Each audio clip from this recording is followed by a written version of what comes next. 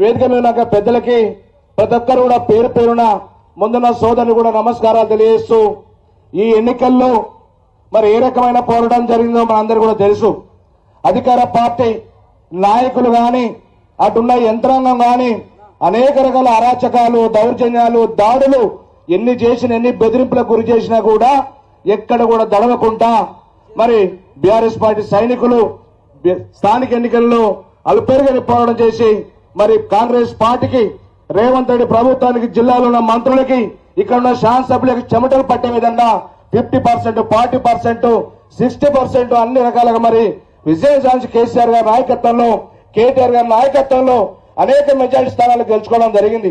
అదే రీతిలో మా అందరం కూడా ఇలా కాంగ్రెస్ పాలన 2.5 సంవత్సరాల కాలంలో వాళ్ళు ఇచ్చిన హామీలు అయితేనేమి, వాళ్ళు చేసిన మోసాలు అయితేనేమి, వాళ్ళు చేసిన అగాత్యాలు అయితేనేమి, ఇవన్నీ కూడా ప్రజలు నెమరేసుకుని మళ్ళీ కేసీఆర్ గారు రావాలి, కేసీఆర్ ప్రభుత్వం ఉంటుండే రాష్ట్రానికి శ్రీరామ రక్ష అని చెప్పి ప్రజలు స్థానిక ఎలక్షన్లో గుణపాఠం చెప్పారు.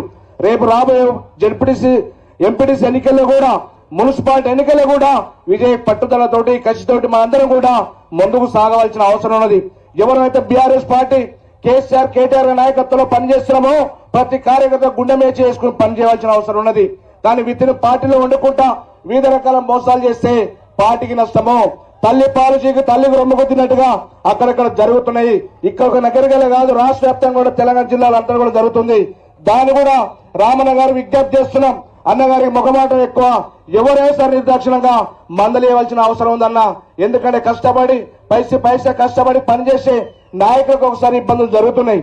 ఎంతో మంది శ్రమ కోర్చి ఈ రోజు ఎలక్షన్ లో పోరాటం చేసి ఈ పార్టీలో మరి అందరం కూడా మనం కాపాడుకోవాల్సిన ఉన్నది. కొంతమంది అయితే అధికార పార్టీ నాయకులు, అక్కడ ఉన్న ఆర్ఓలు కానీ, పోలీస్ యంత్రాంగం కానీ మన గెలిచిన అభ్యర్థులు అయితేనేమైతే గెలిచినా కూడా అరేంజ్మెంట్ చేసినా కూడా నా నగరికల్ నియోజకవర్గం దాదాపు 6 గ్రామ పంచాయతీల్లో మరి అధికారుల ఒత్తిడి, అక్కడ ఎమ్మెల్యే ఒత్తిళ్లకు మరి అధికారులు పోలీసులు ఆరోగ్యంగా మారి అరేంజ్మెంట్ చేసుకునే సందర్భాలు చూసినాం. అది తమ దృష్టి కూడా తీసుకొచ్చినాం. చిన్నకాపర్తి గ్రామం చూస్తే పోస్టల్ బ్యాలెట్లు బయటకు వచ్చినాయంటే ఇంతకంటే నిర్దాక్షిణ్యం ఏముండదు. దిక్కుమాలిన చేష్టలు, చిల్లర చేష్టలు ఇలా కాంగ్రెస్ పార్టీ నాయకులు చేస్తారు. కానీ కేసీఆర్ గారి నాయకత్వంలో ఎన్నడూ కూడా అక్కడ జరగలేదు. ఎప్పుడైనా పారదర్శకంగా ప్రజాపాలన అందించడం తప్పితే దుర్మార్గమైన పాలన ఎన్నడూ కూడా అందేలేదు. శాశ్వరేషన్ మోడ్లో ప్రతి పథకాన్ని, రైతు బంధు కానీ, రుణమాఫీ కానీ, కళ్యాణలక్ష్మి కానీ, ఆరోగ్యశ్రీ కానీ, కేసీఆర్ గిట్టు కానీ ప్రతి కార్యక్రమం రాజకీయాలకు ఖచ్చితంగా చేసినాం. ఈ రోజు ఓటు వేయాలంటే కాంగ్రెస్ ఓటేస్తే రోడ్డు మీద నీ ఆటో నడుస్తుంది. కాంగ్రెస్ పార్టీ ఓటు వేయకుంటే నీకు ఇందిరమ్మ బిల్లు ఆపుతాం. కాంగ్రెస్ పార్టీ ఓటు వేయకుంటే నీ బండ్లు ఆఫ్ చేస్తాను. ప్రతి చిల్లరగా ఉద్యోగస్తులను కూడా కొంతమందిని అంగన్వాడీ టీచర్లు మా దగ్గర సస్పెండ్ చేసిన సందర్భం. నిన్నపై ఒక దగ్గర మా దగ్గర చిల్లరగా ఉంటారు. ఎలక్షన్ వచ్చినట్టే అతి వినయంగా ఉంటారు. ఎన్నికలు అయిపోయాయంటే మళ్ళీ ఎప్పటిలాగా తొగజాడిస్తుంటాడు. నేను మంచోని కాదు, నేను నయం కంటే ఇంకా దుర్మార్గుని అంటాడు. నేను మంచోని ఎవరంటున్నాను? ఆయన నువ్వు దుర్మార్గుని తెలుసు, కానీ మోసపోతున్న హామీలతోటి ఇలా కాంగ్రెస్ ప్రభుత్వం అధికారం వచ్చింది. నీలాంటి చిల్లరగాళ్ళు ఇలా నగరికాళ్ళు మళ్లీ బస్సు పడుతుంది. ఇప్పటి కూడా ₹1 తట్టడం పండిపోయలే.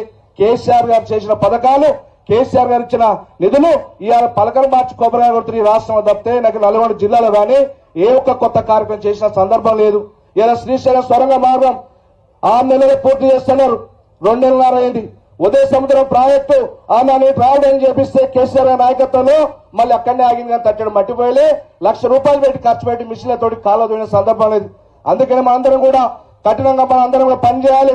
గెలిచే పూర్వాలకు రేపు కూడా ఖచ్చితంగా జడ్పీటీసీలు కానీ, ఎంపీటీసీలు కానీ, మున్సిపల్ కానీ ఖచ్చితంగా సీట్లు ఇస్తాం. నష్టపోయిన సోదరులు సర్పంచ్ పోటీ చేసి అలా అరాచకంగా నష్టపోయిన సోదరులు ఎవరైతే ఉండో సర్పంచ్ అభ్యర్థులకు కంటికి రెప్పలా కాపాడుకుంటుంది పార్టీ. రాబోయే 2 సంవత్సరాలు మన ప్రభుత్వం వస్తుంది.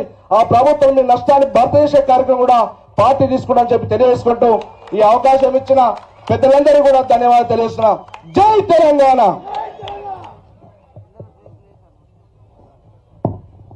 మునుగోడు మాజీ శాసనసభ్యులు కూసుకుంట్ల ప్రభాకర్ రెడ్డి గారికి ఆరోగ్యం బాగాలేదు. మరి మాట్లాడతాడో లేడో, జలుబు జ్వరం ఉంది, మాట్లాడు. అందుకే కానీ బాగాలేదు, నీకు హెల్త్ బాగాలేదు, కూర్చో. కానీ తొందరగా